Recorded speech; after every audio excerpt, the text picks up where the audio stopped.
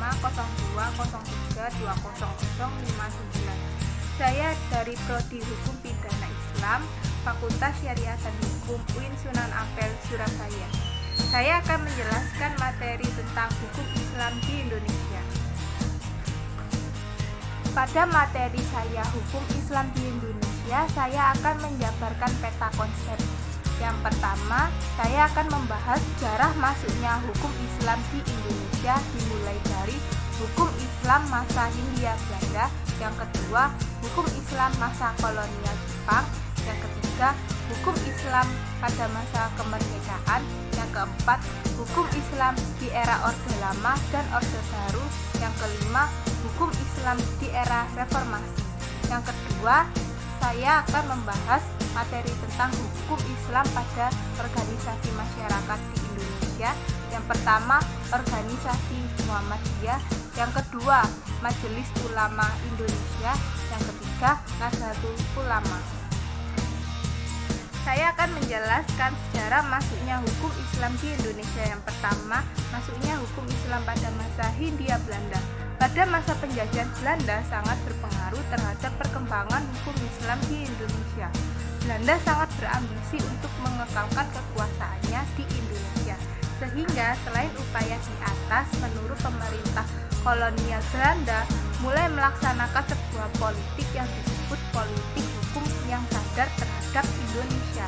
Louis van den Burg disebut sebagai orang yang menemukan dan memperlihatkan berlakunya hukum Islam di Indonesia. Menurut van den Burg, orang Islam Indonesia telah melakukan sebuah resepsi hukum Islam dalam keseluruhannya dan sebagai satu kesatuan atau yang disebut receptio in complexu. Ini berarti menurut van den Burg yang diterima oleh orang Islam tidak hanya bagian-bagian hukum Islam, melainkan keseluruhan sebagai satu kesatuan. Disebut dalam Statuta Batavia pada tahun 1642 bahwa soal-soal kewarisan orang-orang pribumi yang beragama Islam yang digunakan adalah hukum yang digunakan dalam kehidupan sehari-hari, yaitu hukum Islam. Kemudian pada saat itu pemerintah VOC meminta kepada Dewey Fraser untuk menyusun suatu kompendium atau ringkasan tentang hukum perkawinan dan kewarisan Islam. Kompendium Fraser ini kemudian diterima oleh pengadilan dan diterapkan untuk menyelesaikan sebuah sengketa yang terjadi di kalangan umat Islam di daerah-daerah yang dikuasai oleh VOC. Sir Thomas Stafford Raffles, Gubernur Jenderal saat Inggris menguasai Indonesia pada tahun 1811 sampai 1816 juga mengakui keberlakuan hukum Islam di kalangan rakyat pribumi dalam mengatur perilaku terutama di bidang perkawinan dan kewarisan. Bagaimana pada masa Hindia Belanda, bahkan ia tetap memberlakukan kebijakan penjajahan yang sebelumnya terhadap pribumi. Teori yang dikemukakan oleh Snoeck-Groninger mendapat banyak pertentangan dari para pemikir hukum Islam di Indonesia. Teori tersebut dianggap mempunyai maksud politik untuk menghapuskan sebuah hukum Islam dari Indonesia dan hendak mematahkan perlawanan bangsa terhadap kekuasaan pemerintah kolonial yang dijiwai oleh hukum Islam. Yang kedua, hukum Islam pada masa kolonial Jepang. Pada saat penaklukan Jepang atas wilayah Indonesia hanya memakan waktu kurang lebih 2 bulan. Jaksa bentukan Belanda terdahulu yang bertugas menurut hukum Eropa dan jaksa di Indonesia yang bekerja menurut standar dikombinasikan ke dalam Ken 1 Kyoku di Aceh dan terutama Sumatera Utara, di mana pengadilan adat dikontrol secara penuh oleh Ile Balang dukungan Belanda sejak Perang Aceh pada tahun 1870 sampai 1900. Kelompok para ulama dan para oponen otoritas Ile Balang menjadi tulang punggung penduduk kelompok sentimen pro Jepang. Seiring berjalanan waktu dan berkembangnya hal-hal Jepang memang tidak mengizinkan adanya intervensi. Mengapa? Karena hukum Islam atau pengamalannya itu bebas oleh penduduk asing. Islam bagi mereka dianggap paling efektif sebagai sarana dalam penetrasi resepsi spiritual kehidupan bangsa Indonesia, bahkan memungkinkan sebagai sarana infiltrasi dan nilai-nilai cita-cita Jepang ke dalam masyarakat awam. Kepentingan Jepangnya digantungkan kepada Islam di Indonesia dapat dilihat lewat kasus pembentukan Departemen Agama. Jepang mempergunakan departemen ini untuk mengkonsolidasikan posisi mereka di Indonesia dengan jalan melengkapi pegawai dari lembaga baru ini dengan para kiai dan para ulama yang diharapkan akan mampu berperan sebagai pelaku transmisi ide dan tujuan Jepang ke dalam budaya masyarakat awam di Indonesia. Yang ketiga, hukum Islam pada masa kemerdekaan. Hukum Islam pasca kemerdekaan lebih jelas terlihat pembahasannya dalam proses lahirnya Piagam Jakarta. Pembicaraan selama persidangan Badan Penyelidik Usaha Persiapan Kemerdekaan Indonesia atau yang disebut BPUPKI dengan jelas memperlihatkan adanya dua kelompok yang berbeda paham. Gahar Muzakir, salah seorang anggota BPUPKI, menyampaikan istisar hasil pemungutan suara di sidang konstituante yang menyebutkan bahwa dari keseluruhan anggota Badan Penyelidik terhadap 25% golongan yang mewakili umat Islam dan di dalamnya dibahas dasar negara dan bentuk pemerintah negara. Mengenai pemerintah negara, ia menyebutkan bahwa 5/3 suara memilih bentuk republik dan 7 suara memilih bentuk kerajaan. Adapun mengenai soal-soal dasar negara, suara terbanyak 45 suara memilih dasar kebangsaan dan 15 memilih dasar Islam. Kebijakan pemerintah Republik Indonesia pada tahun 1945 bertujuan untuk mencapai kepastian hukum Islam dan memiliki pemerintah Republik Indonesia tidak memiliki wewenang yang luas kepada pengadilan agama. Sebaliknya, pemerintah Republik Indonesia ingin mencabut dan membatasi wewenangnya. Peradilan agama merupakan bagian dari pelaksanaan hukum Islam kembali mengalami pasang surut. Pada tahun 1948, pemerintah RI itu mengeluarkan Undang-Undang Nomor 19 Tahun 1948 yang mengatur penggabungan PA ke pengadilan umum. Yang keempat, hukum pada era Orde Lama dan Orde Baru. Pada masa Orde Lama adalah eranya kaum nasionalis dan kaum komunis.